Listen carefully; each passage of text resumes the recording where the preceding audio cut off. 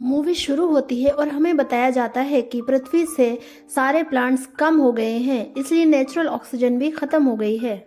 Oxygen ना होने की वजह से सारे लोग मर रहे थे। बस ऑस्ट्रेलिया का एक शहर ही इसमें बच गया था, क्योंकि वो आर्टिफिशियल ऑक्सीजन यूज कर रहा था। लेकिन इस ऑक्सीजन की वजह से ह्यूमन को बहुत ही खतरनाक डिसीज अटैक कर रही थी।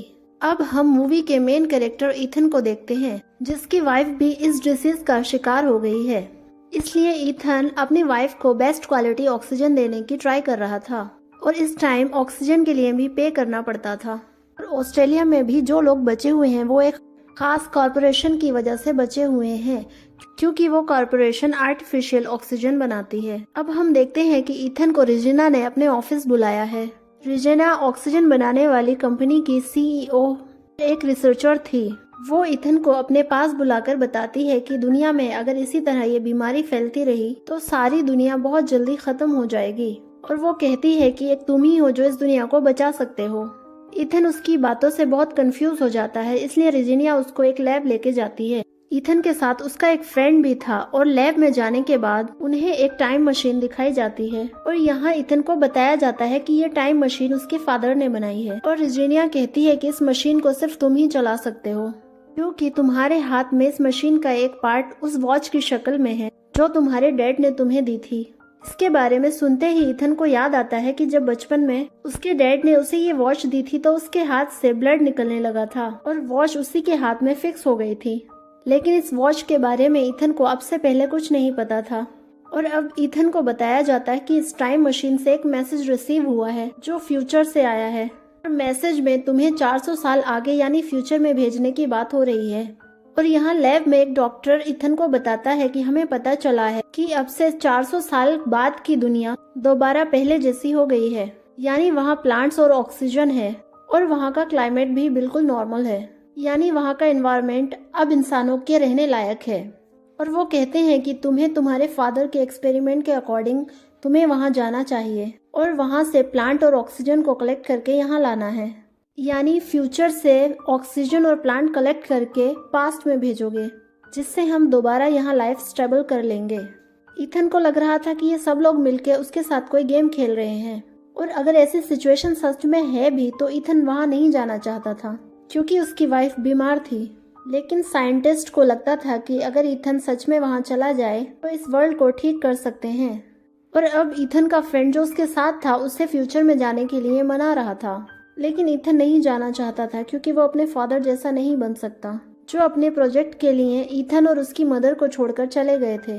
और ईथन अपने फादर की तरह अपनी वाइफ को छोड़कर नहीं जाना चाहता था। अब उसका फ्रेंड उसको समझाता है कि तुम्हारी वाइफ बीमार है और उसको ठीक करने का सिर्फ एक यही तरीका है कि तुम फ्यूचर में जाके प्लांट्स और ऑक्सीजन यहाँ लेकर आओ, जिससे यहाँ का एनवायरनमेंट ठीक हो जाएगा और तुम्हारी वाइफ भी ठीक हो जाएगी।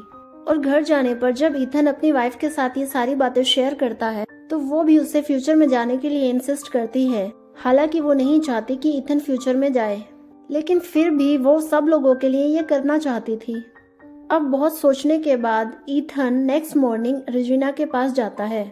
उसे कहता है कि मैं जाने के लिए तैयार हूँ, लेकिन मेरी एक शर्त है कि अगर आपको क्योर मिल गया तो आप लोग सबसे पहले मेरी वाइफ को ठीक करोगे।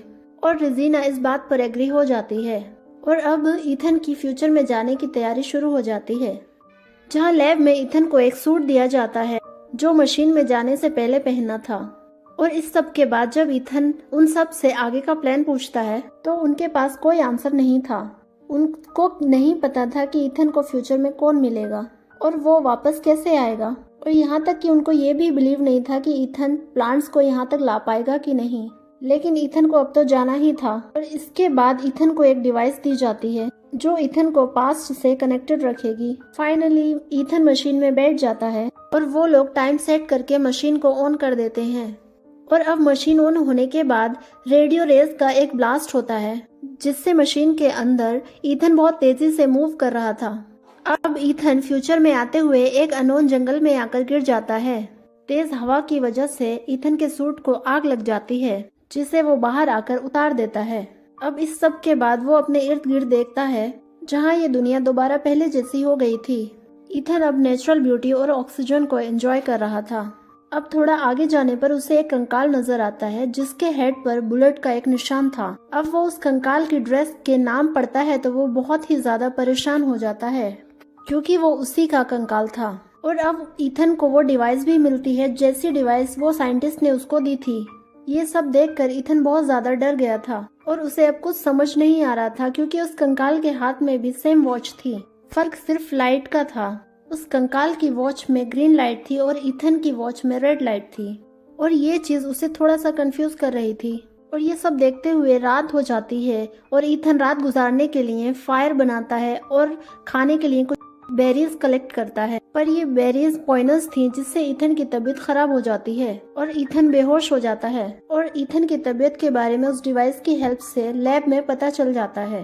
अब ईथन होश में आता है तो उसके पास उसका फ्रेंड जोड था जिसे पास में भेजा गया था ईथन को बचाने के लिए ताकि वो अपना मिशन पूरा कर सके। इसके बाद ईथन और जोड को आगे जाने पर एक डोर नजर आता है और अब हम देखते हैं कि ईथन का कंकाल जो हमने पहले देखा था वो अब इस डोर के आगे था और हम अंदाजा लगा सकते हैं कि पास्ट में कुछ चेंज हुआ है। लेकिन उसी दौरान वहां से एक स्कैनर निकल कर आता है और ईथन की आईज को स्कैन करके वहां का डोर ओपन हो जाता है और उस डोर के अंदर जाने पर उन्हें पता चलता है कि ये वही लैब है जहां से उन्होंने स्टार्ट किया था। जोड ये सब देखकर बहुत ज्यादा एक्साइटेड हो गया था क्योंकि उनके सामने वो टाइम मशीन थी जिसकी हेल्प से वो दोबारा पास्ट में जा सकते थे। लेकिन उनको टाइम मशीन के ऊपर एक टाइमर मिलता है जिससे उन्हें पता चल जाता है कि ये लैब रीएक्टिवेट होने के 4 घंटे बाद खत्म हो जाएगी।